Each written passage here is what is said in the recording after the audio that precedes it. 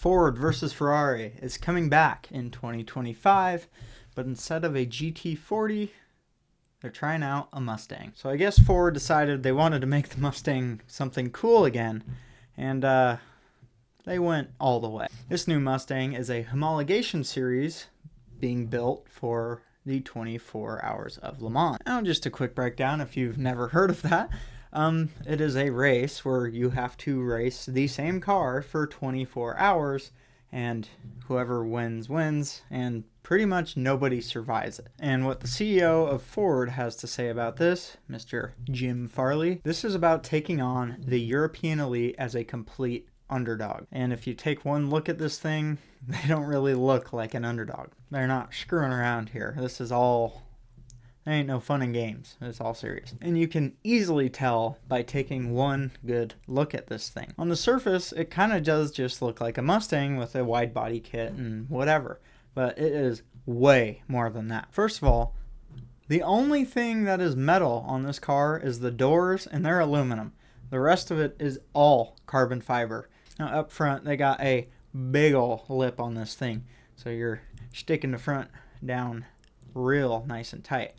And if you want to throw in a few extra dollars, they hinted, anyway, that you can get it to be active aero, so it will move depending on your braking and grip needs. And again, quickly, active aero just means your wing, your whatever, it moves for what conditions you're in, so you can have it move to help you stop faster in your braking, or it will move to have less drag if you're trying to get down the straights quicker. If we move back from that front lip to the fenders, you'll notice there's a lot of holes, it appears, in them. And that's because every single panel on this car just about is vented. So the fenders, the front fenders are vented out to the back. There is a giant scoop in the front that vents out into the hood, and then there's even some vents in the rear to help cool the transmission, and I'm pretty sure there's a little bit of aero going on there. Now that big old wang on the back is of course active aero, standard, you don't have to pay extra for that. And apparently they were a little bit worried about it ripping off the trunk lid by how much drag it's creating, however they calculate that they decided to directly attach it to the C-pillar, because it's a homologation car. There's no rules. I did read that for whatever reason, the GT class cars, which this is basically a better version of, you have to have it attached to the trunk for whatever reason. So that's how they're getting around it here. And like I said, it looks like it has a wide body, and that's because it is. It is 4 inches wider than a standard Mustang. If you're thinking, I don't know, aero's cool, dude, but Mustang suspension, that sucks, dude. They're always sliding into cars and stuff. What the hell? Well, they didn't just go standard on the suspension either. The rear suspension is a push rod style, which is used in like all the high-end luxury cars, and it's using the fancy Multimatic spool valve dampers on it. And that suspension is also active, so you have a normal driving around mode, and then you have a track mode that drops the car 40 millimeters, or roughly 1.5 inches, that is allegedly giving the car a higher top speed by about 20 miles an hour. And there is no stated top speed yet, so we don't really know what that means.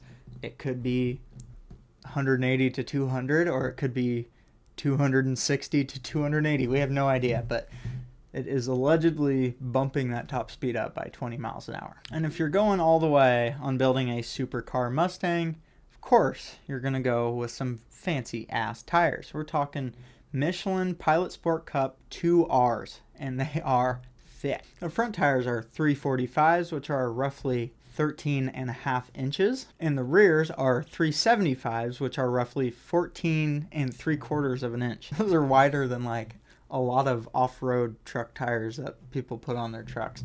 If you're wondering why they went with 375s in the rear of some of the best tires on the market, well, that's because they're putting out quite a bit of horsepower. This thing's got an 800 horsepower supercharged 5.2 liter V8, roughly based on the GT500. This thing also can rev out to 7,500 RPM, so I'm guessing they got their timing chain problem figured out. Now this 800 horsepower goes straight back to a 8-speed dual clutch Tremec transaxle. That's right, I said a transaxle. So if you don't know what that means, it basically pushes the transmission back to the rear differential, and you run your torque tube or drive shaft to the front of the input shaft of the transmission. And what that does is it moves a little bit of the weight back, giving you a little bit better weight ratio. They achieved the perfect 50-50 weight ratio that everybody loves. This thing's basically like an American-made Porsche or something. Well, as usual with Ford, with every good story, there's a bad side. This thing sounds like it should be a Corvette competitor, or hell, I even think it could compete with all the Porsche 911s out there. Well, of course not, because it's Ford. And this is a homologation car. First of all, it is predicted that there's only going to be 2,000 made, which is terribly sad, and they're going about it exactly how they did with the Ford GT. Basically, there's a whole approval process and a vetting process, so you have to be well known or have so much money that anybody knows who you are, kind of thing. It's pretty stupid, but hey, what can you do? It's their car. And if you make it through their whole grueling process, you have the opportunity to pay $300,000 for this car. For what it is kind of not a lot. I mean, it is expensive, but when you think of it as a limited unit car, it's actually not too bad. But for most of us, we can't afford to pay $300,000 for a car, so it is stupid. And oh, also, John Cena, if you're watching this, this thing comes with Recaros from the factory, so you probably won't fit in this thing either, like the Ford GT.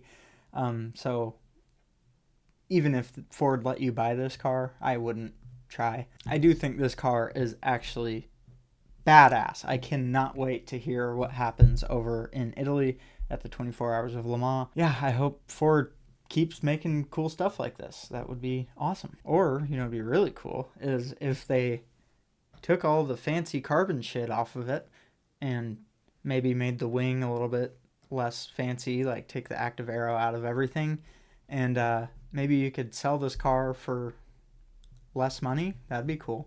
Or just stick the stock GT500 motor in there. That would be freaking sick, but of course none of that's going to happen. But yeah, I think Ford should do that. It's not going to happen, but I think it would be cool. We're still talking about a 500 horsepower Mustang with that GT500 motor.